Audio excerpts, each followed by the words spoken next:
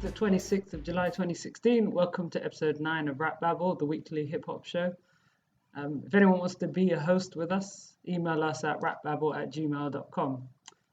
And this week, Rich Homie Quan has forgotten his lyrics. Not his lyrics, sorry, someone else's, but this is very important because he was at the VH1 2016 Hip Hop Honors show and he was with Lil' Kim. Lil' Kim was singing, she was doing her part, she was doing loads of songs, and then it came to the point where they decided to do Get Money, which is Lil' Kim and Biggie Smalls. And in place of Biggie Smalls was Rich Homie Quan. And he forgot the lyrics. It was terrible. It was horrible to watch. I knew the lyrics and I was not happy.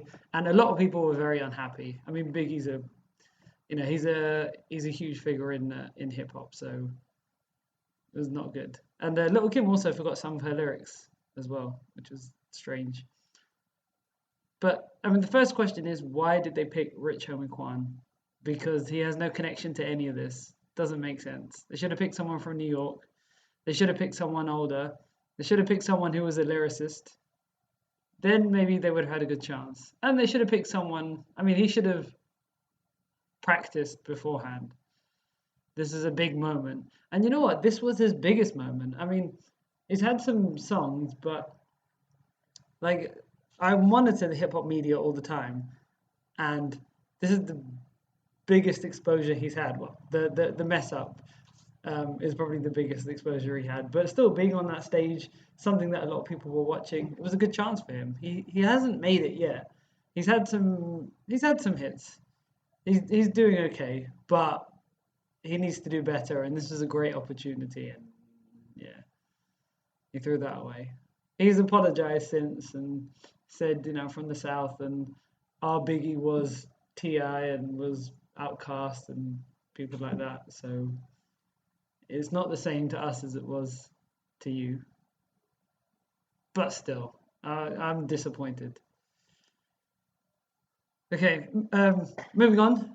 Dr. Dre was not arrested, but he was handcuffed. So he had a little bit of a problem with someone who was in his driveway. Someone parked their car there for who knows what reason. Could be something unimportant, just they had to pull over for a while. And they were in his driveway, and Dre asked him to move, and then the guy eventually moved, but was yelling and shouting and cursing at the guy. I should mention this report is from TMZ, by the way. And then Dre pulled out his phone to record the guy who was cursing at him. And then the guy mistakes it for a gun and says, "Here we go again, another black guy with a gun," and calls the police and tells the police there's a black guy with a gun. And so what did they do? They come along, they put him in cuffs, and they check for a gun. And they didn't find one because he didn't have one. And then he was let go. He wasn't arrested. They just had to check for a gun. So this wouldn't normally, I wouldn't have put this story in because it's a non-story. A guy gets handcuffed and then let go. The only reason I'm putting it in is because it is totally connected to the whole Black Lives Matter issue and the police shooting and the racism there, because Dre pulled out his phone and the guy thought it was a gun. And he was searched by the police.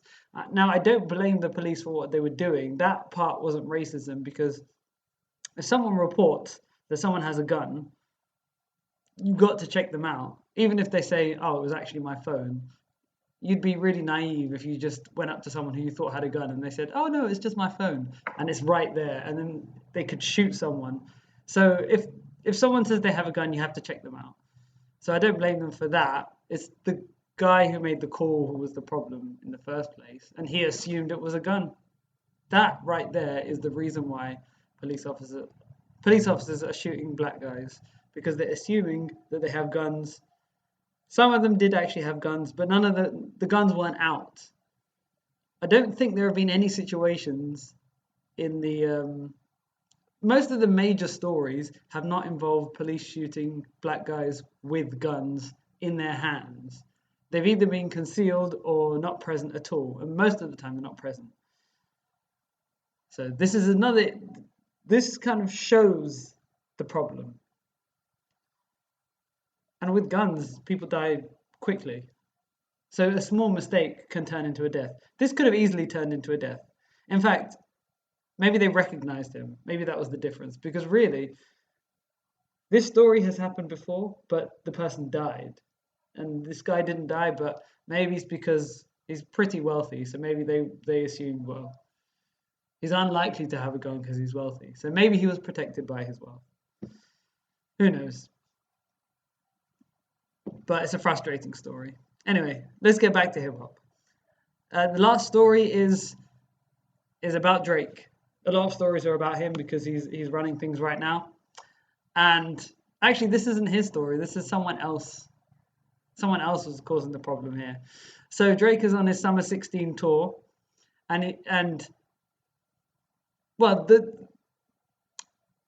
issue is Tyga's released a song called One of One, and it sounds just like Controller. I heard it in a club, and it was sped up to make it a bit faster, so the voice was higher, the pitch was higher, and so I was convinced that it was Drake. I didn't even think that it was a Drake clone. I thought literally it was Drake, because the way that he's singing is very much like Controller, and even the beat is like Controller. So go and listen to Tyga's One of One, and you'll hear it. And Tyga's done a decent job, but I don't respect clones. And this has happened before.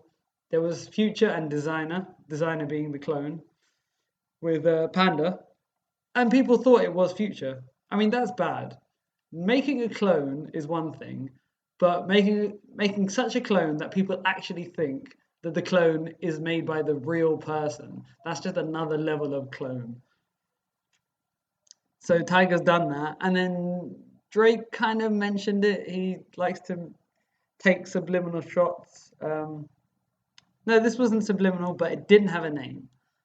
I really don't want to hear disses. I don't want subliminals, and I don't want disses without names.